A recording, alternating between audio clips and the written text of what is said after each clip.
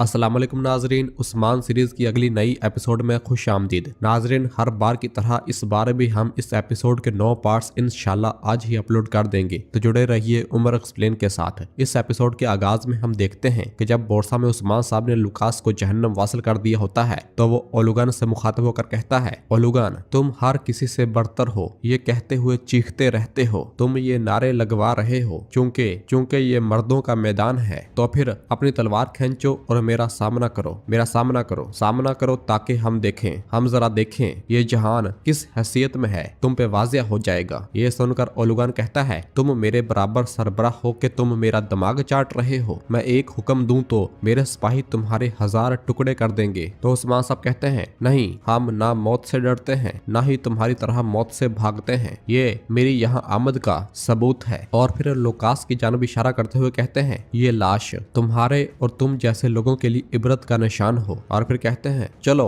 अपने कुत्तों को कहो कि आओ और सब मेरे सामने आए और मेरा सामना करें। और फिर इसी दौरान ओलुगन हरस्तियों को आवाज देता है, तो एक जानब से हरस्तियों अपने खंजर निकालते हुए बाहर आ जाता है। और फिर सोफिया भी हरस्तियों को आवाज देती है, हरस्तियों एक जानब से भागता हुआ आ जाता है। सोफिया कहती है, लुकास का खून जमीन पर रायगा न जाने दो। और फिर अल्तुगा कहता है, उस्मान तुमने मेरे बेवकूफ भाई को अपना कुत्ता बना लिया, मैं तुम्हारी हड्डियां इसके सामने फेंक दूंगा। उस्मान साहब कहते, हम देखेंगे। और फिर इसी दौरान उस्मान साहब बुलंद आवाज से कहते हैं, सिपाहियों हरकत में आओ। ये सुनते साथ ही बाहर लोगों में बैठे उरहान, अलाउद्दीन और बाकी सब अपने तीर बाज़ंतीनी सिपाहियों पर दे मारते हैं और उन्हें वहीं पर मौके पर जहन्नम वासिल कर देते हैं। ये देखते साथ ही सोफिया और सब चौकन्ने हो जाते हैं और सब अपनी अपनी तलवारें खींच लेते हैं, जबकि इधर मैदान में कई सिपाही अपनी अपनी तलवारें निकाल कर बाज़ंतीनियों पर टूट पड़ते हैं और उनसे लड़ने लग जाते हैं। उस्मान साहब भी अपने सामने आने वाले मंगोलों को जहन्नम वासिल करना शुरू कर देते हैं। और फिर इसके बाद फ्लैश बैक सीन दिखाया जाता है, जब उरहान यूसुफ और बाकी सिपाहियों को बचाकर बाहर आ रहा था तो उसने कहा था, तुर्कों की पसपाई अब खत्म हो चुकी है, अब इन नामर्दों से खून की उल्टियां करवाएंगे। और यूसुफ ने कहा था, मैं और मेरे सिपाही अहकामात के लिए हमेशा तैयार है मेरे शहजादे, ये इन बाद नस्लों को खून की उल्टियां करवाने का वक्त है। और फिर इस दौरान सामने से कुछ बाज़ंतीनी सिपाही आ गए थे, तो अलाउद्दीन ने कहा था, वो आ रहे हैं, जो हमारे रास्ते में खड़ा होगा हम इसे जिबा कर देंगे। और ये कहते साथ ही वो सब बाज़ंतीनियों पर हमलावर हो गए थे और बहुत ही जल्द सबको काट कर जहन्नम वासिल कर दिया था। सबको मारने के बाद उरहान ने कहा था, तुर्कों को कैद करने वालों का अंजाम आया है, हर कोई अपना हिस्सा वसूल करेगा। अलाउद्दीन ने कहा था, चलें भाई, हुजूर की मदद करते हैं। और सब बाहर आ गए थे। और फिर इधर जब सब लोग मैदान में लड़ रहे होते हैं, ये मंजर देखकर गद्दार इल्बाए परेशान होते हुए कहता, ये कहां से आ गए? तो ओलुगन कहता है, जब उस्मान यहाँ हंगामा कर रहा था, इसने अपने आदमियों को लोगों के दरमियान शामिल करवा दिया। ये सुनकर गद्दार इल्बाए कहता, उस्मान तुम बिल्कुल बाज नहीं आओगे। और फिर नीचे उस्मान साहब और बाकी कई सिपाही मुसलसल बाज़ंतीनियों को जहन्नम वासिल कर रहे होते हैं। अल्तुगा भी कुछ कई सिपाहियों को शहीद कर रहा होता है। और फिर इसी दौरान उरहान, अलाउद्दीन और बाकी साहब भी मैदान में आ जाते हैं। अलाउद्दीन आते हुए कहता, हम पहुंच आए हैं हुजूर। उरहान कहता है, हमने अपने कैदियों को बचा लिया है हुजूर। यह सुनकर ओलुगन को निहायत गुस्सा आता है और उस्मान साहब कहते हैं, काफरों को मारो, इनकी जबानें काट दो।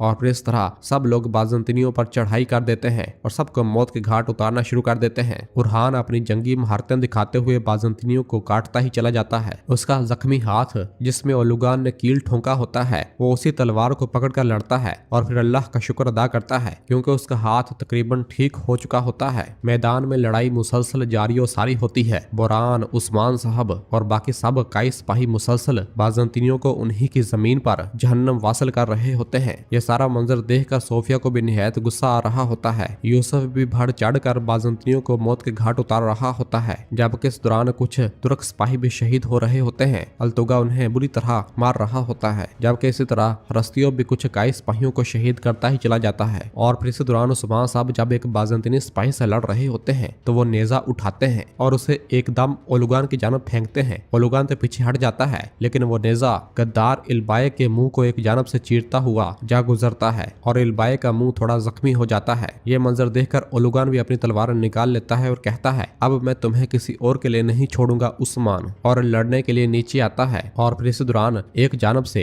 आइकूत, सरोजा, शामल और बाकी सिपाही धुएं वाली झाड़ियां लेकर मैदान में आ जाते हैं और उसे मैदान में फेंकना शुरू कर देते हैं। वो जैसे जैसे वो झाड़ियां मैदान में फेंक रहे होते हैं, हर तरफ धुआं उठना शुरू हो जाता है और देखते ही देखते वो धुआं पूरे मैदान को अपनी लपेट में ले लेता है। आइकूत, बुरहान, शामल अपने सामने आने वाले हर एक बाज़ंतीनी को मौत की घाट उतारते ही चले जाते हैं और इस तरह उनके दरमियान थोड़ी देर लड़ाई जारी रहती है। और फिर जब वो देखते हैं कि हर तरफ धुआं फैल चुका होता है और कुछ भी नजर नहीं आ रहा होता और तकरीबन बहुत से बाज़ंतीनी और मंगोल जहन्नम वासिल हो चुके होते हैं, तो वो उसी धुएं का फायदा उठाते हुए मैदान से बाहर आ जाते हैं। जबकि कमांडर ओलुगान और सोफिया जब ऊपर से नीचे मैदान में लड़ने के लिए आते हैं तो देखते हैं वहां पर धुआं ही धुआं होता है। सोफिया गुस्से से कहती, लानत हो, ये क्या हो रहा है? इल्बाई चीखते हुए कहता, वो भाग गए हैं, सब भाग गए हैं। तो ओलुगान कहता है, नौकरो मेरी पैरवी करो, और वो सब भी उस्मान साहब के पीछे रवाना होते हैं।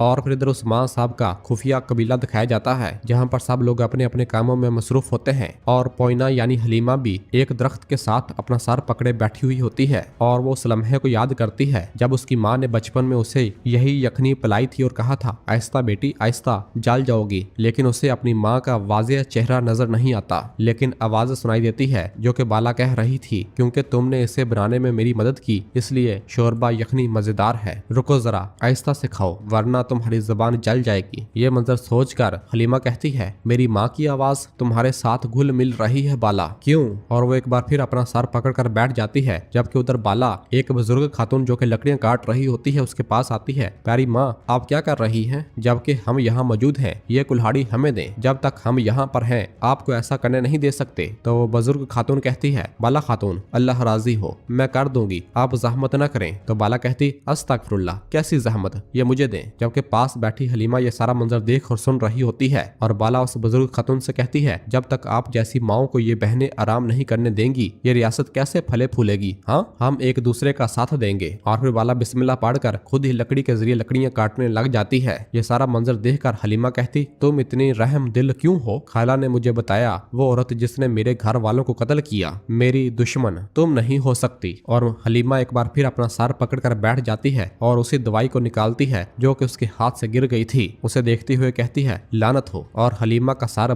मुसलसल दर्द कर रहा होता है। हलीमा को इस तरह बैठा हुआ देखकर बाला खातून उसके पास आती है और कहती है, मरियम क्या तुम्हारे सर में दर्द है बेटी? तो मरियम यानी हलीमा कहती, अगर मेरे पास जड़ी बूटियां होती तो ये बेहतर होता। तो बाला कहती है, जरा मेरे पास आओ, मैं तुम्हारा सर दबा देती हूँ। मरियम कहती, जरूरत नहीं है, मैं जरा आराम करूंगी तो ठीक हो जाएगा। बाला कहती, ठीक है आराम करो, शाबाश। और फिर बाला उठकर रवाना हो जाती है और दोबारा लकड़ियां काटना शुरू कर देती है। तो मरियम उसे देखते हुए कहती, तुम मुझ पर बुरी तरह असर कर रही हो बाला, मुझे मेरे इंतकाम को नुकसान पहुंचा रही हो, मुझे तुम्हारे करीब नहीं रहना चाहिए, मैंने तुम्हारी वजह से अपनी खाला को धोखा दिया। जबकि दूसरी जानब उस्मान साहब, उरहान और बाकी सब काई सिपाही अपने घोड़ों पर सवार हुए बोरसा से बचकर वापस अपने कबीले की जानब अपने घोड़े दौड़ा रहे होते हैं। जबकि अल्तुगा, गद्दार, इल्बाई, ओलुगान और उसके मंगोल वैशी भी मुसलसल उस्मान साहब के पीछे अपने घोड़े भगाते हुए आ रहे होते हैं। रास्ते में एक जगह पर रुक कर इल्बाई कहता है, ये रास्ता कोरो पनार की जानब निकलता है, वहाँ के दरख्त हमारी बसारत को महदूद करने के लिए काफी घने हैं। और फिर अल्तुगा कहता है, उस्मान दरख्तों को अपनी ढाल के तौर पर इस्तेमाल करेगा और भाग जाएगा ओलुगान। तो ओलुगान कहता है, जरूरत पड़ी तो इसके लिए ढाल बनने वाले सारे जंगल को मैं जला दूंगा,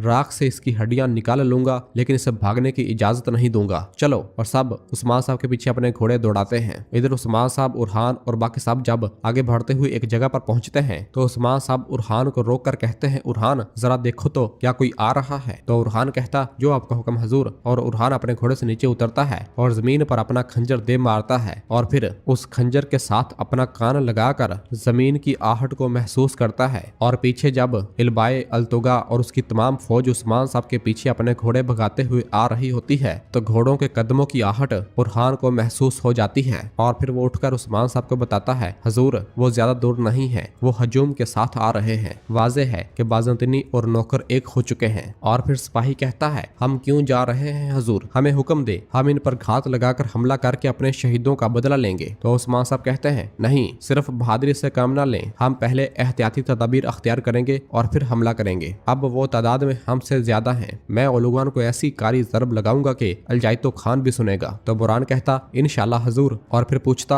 आपके दिमाग में क्या चल रहा है हजूर? उस्मान साहब कहते, ये सब तुम दीवान में सुनोगे। और फिर कायनुमाज से कहते हैं, कायनुमाज तुम लोग शमाल की जानब जाओ और हम लोग जनूब की तरफ जा रहे हैं। तो कायनुमाज कहता है, जो आपका हुक्म हजूर। उस्मान साहब कहते, हम ओलुगान को हैरानो परेशान करेंगे, कबीले में मिलते हैं, शाबाश। और सब अपने घोड़े भगाते हुए आगे की जानब रवाना हो जाते हैं।